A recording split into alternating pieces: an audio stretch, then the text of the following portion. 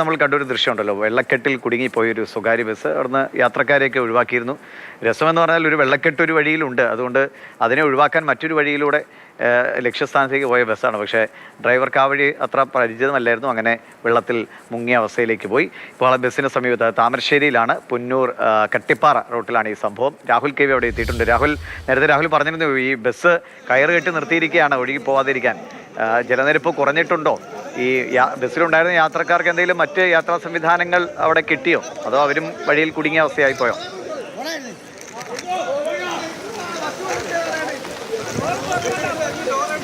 ദിവിഷ, പകുതിയോളം വെള്ളത്തിലാണ് ആ ബസ് കുടുങ്ങിയിരുന്നത് റോഡിൽ. അതായത് മറ്റൊരു സ്ഥിരമായി പോകുന്ന റൂട്ടിൽ വെള്ളക്കെട്ടായതുകൊണ്ട് അത് മാറ്റി ഈ വഴിയിലൂടെ പോവുകയായിരുന്നു ലക്ഷ്യം എന്നത്. പക്ഷേ ബസ് പകുതിയോളം വെള്ളത്തിൽ അങ്ങനെ കുടുങ്ങിപ്പോവുകയായിരുന്നു. താമരശ്ശേരിയിൽ നിന്ന് കൊയിലാണ്ടിയിലേക്ക് പോകുന്ന ബസ്സാണ്. ബസ് ഏതായാലും വെള്ളക്കെട്ടിൽ നിന്ന് കരയിലേക്ക് കയറ്റിയിട്ടുണ്ട്. അതായത് മണ്ണ് മാന്തി യന്ത്രം ഉപയോഗിച്ച് കെട്ടി വലിച്ചുകൊണ്ടാണ് ബസ് കരയിലേക്ക് കയറ്റിയിട്ടുള്ളത്. ഏറെ പാടുപെട്ട് അത്രയും ശ്രമകരമായ ഒരു കാര്യത്തിനൊടുവിലാണ് എന്തായാലും ബസ് കരയിലേക്ക് എത്തിച്ചിട്ടുള്ളത്. ആവലം എന്ന് പറഞ്ഞ സ്ഥലത്തെ വെള്ളക്കെട്ട് ഒഴിവാക്കാൻ വേണ്ടിയാണ് ഈ റൂട്ടിലെ ഈ ബസ് വരികയും ചെയ്തത്. യാത്രക്കാരെ സുരക്ഷിതരായി നാട്ടുകാർ തന്നെ ഇറക്കിയിരുന്നു. അവരൊക്കെ ഇവിടെ നിന്ന് പോവുകയും ചെയ്തിട്ടുണ്ട്. മറ്റ് ബുദ്ധിമുട്ടുകൾ യാത്രക്കാരെ സംബന്ധിച്ച് ഉണ്ടായിട്ടില്ല എന്നത് തന്നെയാണ്. അവരെല്ലാം ഒക്കെ തന്നെ പോയിട്ടുണ്ട്. ഏതായാലും ഈ ബസ് കയർ ഉപയോഗിച്ച് കെട്ടിവെക്കുകയാണ് ഉണ്ടായത്. പിന്നീട് ഒരു ട്രാക്ടർ കൊണ്ടുവന്ന അത് ഉപയോഗിച്ച് കരക്കേക്ക് കൊണ്ടുവരാൻ പറ്റുമോ എന്നുള്ള ശ്രമം നടത്തിയിരുന്നു. പക്ഷേ അത് വിജയിച്ചില്ല. അതിനുശേഷമാണ് മണ്ണുമാന്തി യന്ത്രം ഉപയോഗിച്ച്. എന്താണ് നിങ്ങൾക്ക് സംഭവിച്ചത് ശരിക്കും? ഒന്നല്ല, വെള്ളത്തിൽ കുടുങ്ങിയതാണ്, വേറെ പ്രത്യേകിച്ച് ഒന്നുമില്ല. നിങ്ങൾ ബസ്സിന്റെ? ഞാൻ ബസ്സിന്റെ ആരുമല്ല, നാട്ടുകാരനാണ്. നല്ല വെള്ളമായിരുന്നല്ലേ? വലിയ കുഴപ്പമില്ലാത്ത വെള്ളമായിരുന്നു. പിന്നെ വണ്ടി ഒഴുകിയായിട്ട് വന്നിരുന്നു. രാവിലെ ഒരു 8:30 മണിയൊക്കെയാണ് വെള്ളം കയറി വരുന്നത്.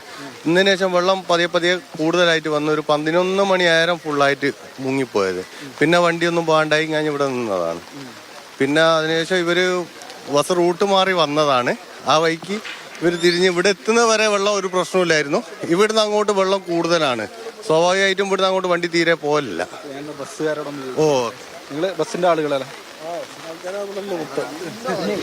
എന്താ സംഭവിച്ചത് ശരിക്കും? ഇവിടുന്ന് പോകുമ്പോൾ വെള്ളമില്ലായിരുന്നു, അവിടെ എത്തുമ്പോൾ ഫുള്ള് വെള്ളം. അപ്പോൾ മൂപ്പർക്ക് ഇവിടെ സ്ഥലം പരിചയമില്ല.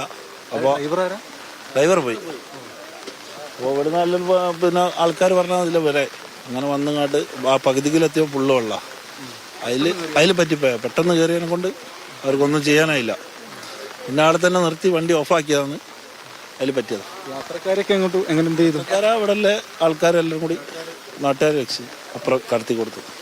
അവരൊക്കെ സ്ഥാനങ്ങളിലേക്ക് പോയി. വേറെ വണ്ടി ഉണ്ടായിരുന്നു? എല്ലാവരെയും അപ്പുറം കടത്തി സുരക്ഷിതമാക്കി കൊടുത്തു.